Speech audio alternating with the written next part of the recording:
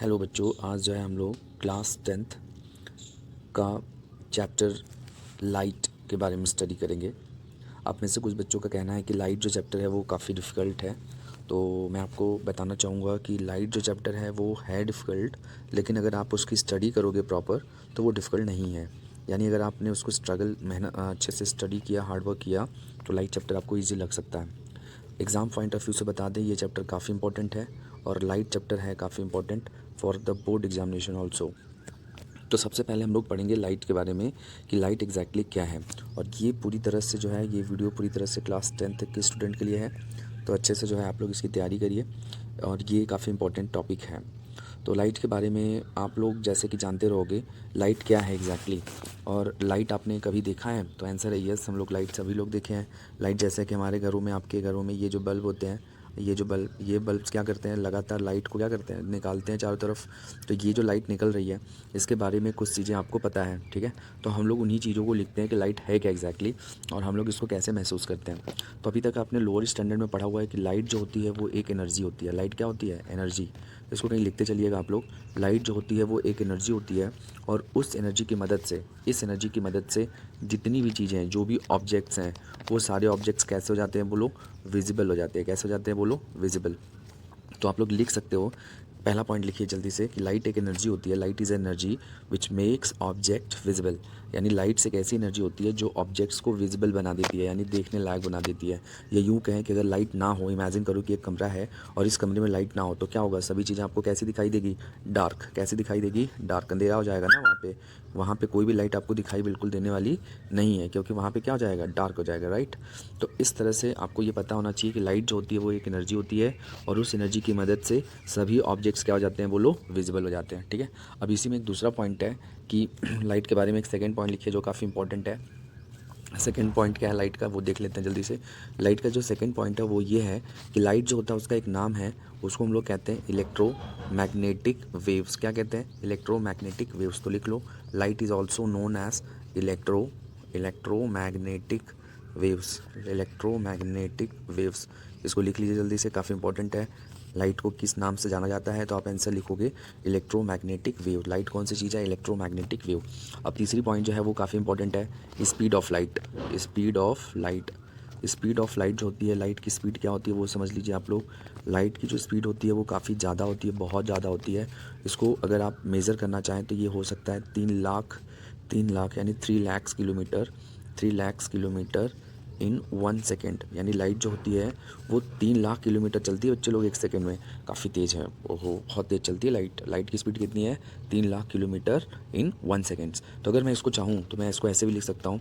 Speed of light जो होती है बच्चे लोग ध्यान दीजिए, स्पीड ऑफ लाइट का जो सिंबल है उसको सी लिखा जाता है, और 3 लाख को आप ऐसे भी लिख सकते हैं 3 × 10⁸ मीटर पर सेकेंड। तो ये हो गई स्पीड ऑफ लाइट। तो लाइट की स्पीड कितनी होती है? 3 लाख किलोमीटर इन 1 सेकेंड, या 3 × 10⁸ मीटर पर सेकेंड। तो ये हो गई स्पीड ऑफ लाइट, ठीक है। अब एक इम्पॉर्टेंट बात, फोर्थ पॉइंट जो काफ़ी इंपॉर्टेंट है, फोर्थ पॉइंट है हम लोग पढ़ेंगे अबाउट लाइट। तो अभी तक आप लोगों ने क्या क्या पढ़ा है, एक बार रिवाइज कर लेते हैं जल्दी से। अभी तक आपने पढ़ा है कि लाइट का नाम, लाइट एक एनर्जी होती है, पहला बात। फिर दूसरा आपने पढ़ा हुआ है लाइट एक एनर्जी होती है, पहली बात हो गई। दूसरी बात आपने पढ़ा है कि लाइट की वजह से कोई भी ऑब्जेक्ट्स क्या होते हैं? विजिबल होते हैं, इसी एनर्जी की वजह से विजिबल होते हैं।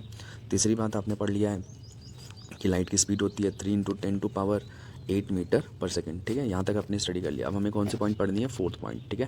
तो इसको हम लोग देख लेते हैं जल्दी से, फोर्थ पॉइंट क्या है, ठीक है। जल्दी से देखते हैं फोर्थ पॉइंट। फोर्थ पॉइंट ये कहता है जो लाइट होती है, लाइट जो होती है वो बच्चे लोग हमेशा कैसे चलते हैं? जैसे मान लो ये लाइट है, तो ये लाइट जो हमेशा कैसे चलती है? स्ट्रेट। लाइट कैसे चलती है? हमेशा स्ट्रेट। तो लाइट फॉलो कौन सा path? Light follow straight line path.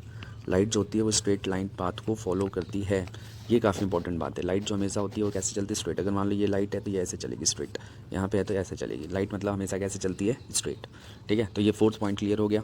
अब हम लोग पढ़ेंगे point number 5 about the light. तो पॉइंट 5 क्या है बोलो? अब हम लोग पॉइंट 5 में ये देखेंगे कि लाइट के पास कुछ प्रॉपर्टीज़ होते हैं। लाइट्स के पास क्या होते हैं? कुछ प्रॉपर्टीज़ होते हैं। तो कौन कौन से प्रॉपर्टीज़ हैं उसको हम लोग देख लेते हैं।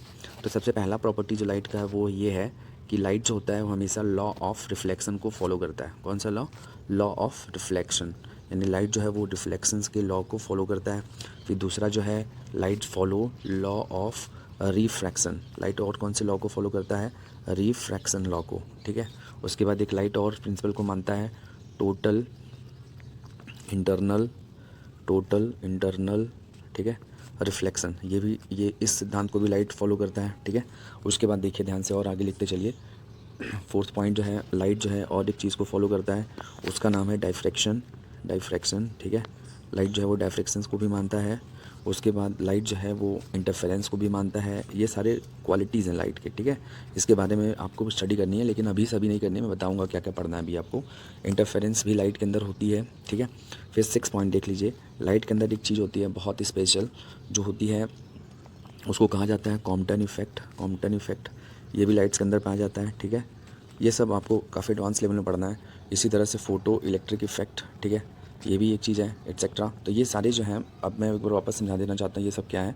कुछ बच्चे कंफ्यूज हो गए होंगे कि क्या है ये एग्जैक्टली। तो ये सारी लाइट्स के क्वालिटीज़ होते हैं, यानी प्रॉपर्टीज़ होती है लाइट्स की। ये सारी क्या होती है, लाइट्स की प्रॉपर्टीज़ होती है, ठीक है। ये सभी लाइट्स की प्रॉपर्टी है, जिसमें आपको क्लास 10 में क्या पढ़ना है। क्लास 10 में ये चीज़ पढ़नी है। कौन सा, ये आपका एक चैप्टर है, क्या नाम है इस चैप्टर का, लॉज ऑफ रिफ्लेक्शन, जिसमें हम लोग पहला जो चैप्टर पढ़ेंगे वो यही पढ़ेंगे, लॉ ऑफ रिफ्लेक्शन। फिर लाइट के अंदर एक और क्वालिटी होती है, कौन सी, रिफ्रैक्शन की क्वालिटी। तो ये हमारा 10th में ही पढ़ना है हमको। और ये हमारा कौन सा चैप्टर हो जाएगा, सेकंड चैप्टर। ये हमारा फर्स्ट चैप्टर और ये हमारा क्या हो जाएगा, सेकंड चैप्टर, ठीक है। अब ये लाइट के अंदर एक और चीज़ होती है, टोटल इंटरनल रिफ्लेक्शंस क्या होती है, इसको भी हम लोग स्टडी करेंगे, लेकिन अभी नहीं, थोड़ी देर बाद। तो ये भी आपको मतलब क्लास 10 में ही पढ़ना है, और इसकी डिटेल स्टडी आपको किधर पढ़ना है, क्लास 12th में, ठीक है। उसके बाद देख लेते हैं डायफ्रैक्शंस। ये भी हमें क्लास 10th में पढ़ना है, तो हम लोग इसको स्टडी करेंगे क्लास 10th में, ठीक है। इंटरफेरेंस जो है ये आपको 12th में पढ़ना है, इसकी लाइट्स की क्वालिटी है। कॉम्पटन इफेक्ट्स 12th के आगे यानी ग्रेजुएशन में आपको स्टडी करनी है। तो ये सब चीज़ें हैं जो आपको लाइट के बारे में स्टडी करनी है। तो सबसे पहले हम लोग अभी पहला जो टॉपिक है जो हम लोग स्टार्ट करेंगे आज, वो है about the laws of reflection. तो रिफ्लेक्शंस लॉ क्या है, इसको हम लोग स्टडी आज करेंगे, ठीक है।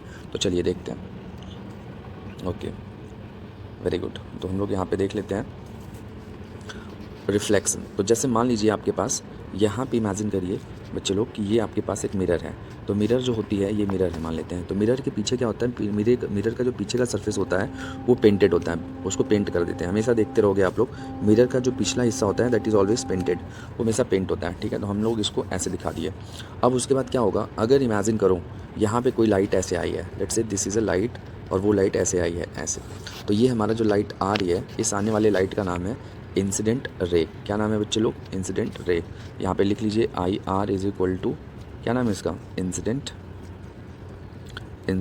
रे। ये इंसिडेंट रे है, ठीक है। अब ये जब लाइट यहाँ आएगी तो आने के बाद क्या होगा, यहाँ पे आपको एक नॉर्मल खींचना होगा, ऐसे एक लाइन बनानी होती है, ऐसे एकदम ऐसे, ठीक है। अब ये जो लाइन है, इस लाइन का नाम, ब्लू वाली लाइट का नाम है नॉर्मल। क्या नाम है, नॉर्मल, ठीक है। तो यहाँ पे लिख लो कहीं, ये एन जो है उसका नाम क्या है, बोलो, नॉर्मल। इसको नॉर्मल के नाम से जाना जाता है। अब देखो ये जो नॉर्मल है और ये जो इंसिडेंट रे है, इसके बीच में देखिए थोड़ा सा एंगल बना हुआ है, दिस एंगल, ये एंगल, ये इस एंगल का नाम है एंगल आई, एंगल आई। इसको आई कहते हैं, और आई का मतलब होता है इंसिडेंट, आई का मतलब होता है, हाँ बच्चे लोग, तो ये जो एंगल है, this angle that is known as angle i, ठीक है। तो इस एंगल का नाम है इंसिडेंट एंगल।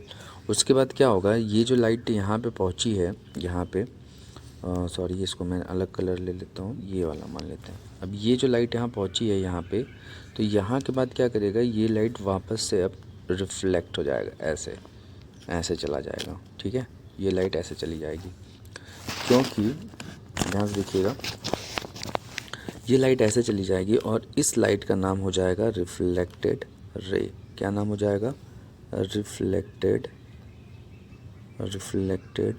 रे, ठीक। ये रिफ्लेक्टेड रे हो जाएगी क्योंकि ये लाइट ऐसे चली गई है। अब यहाँ पे ये जो एंगल बना है, दिस एंगल, ये जो एंगल बना है जो नॉर्मल और रिफ्लेक्टेड रे के बीच में, इसको एंगल R के नाम से जाना जाता है, ठीक है।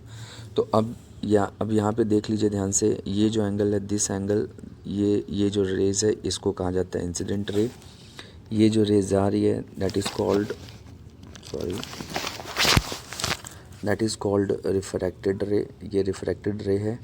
और यहाँ पे ये जो चीज़ बनी हुई है, दिस इज़ कॉल्ड नॉर्मल, ये कहा जाता है नॉर्मल। अब इसमें एक रूल है, वो रूल क्या है हम लोग यहाँ पे देख लेते हैं, रूल लिख लेते हैं जल्दी से। तो स्टार्ट करते हैं रूल लिखना, ठीक है। अब यहाँ पे पहला जो रूल है वो ये है, दिस रूल सेज दैट, पहला रूल कि जितना एंगल आई होगा, angle i is equal to angle r. Angle i और आर दोनों क्या हो जाएंगे, इक्वल हो जाएंगे। ये आपका फर्स्ट रूल है जो कि काफ़ी इंपॉर्टेंट है। दूसरा रूल ये कहता है, सेकंड रूल वो ये कहता है कि जो इंसिडेंट रे है, द इंसिडेंट रे, सेकंड जो नॉर्मल है और जो रिफ्लेक्टेड रे है, रिफ्लेक्टेड रे, वो सब must be rise, must be in one plane, must be in one plane. ठीक है, तो ये आपका सेकंड है, तो इसको अच्छे से देख लीजिए। बाकी के जो है हम लोग नेक्स्ट वीडियोस में देखेंगे कि क्या है एग्जैक्टली। ठीक है, चलिए।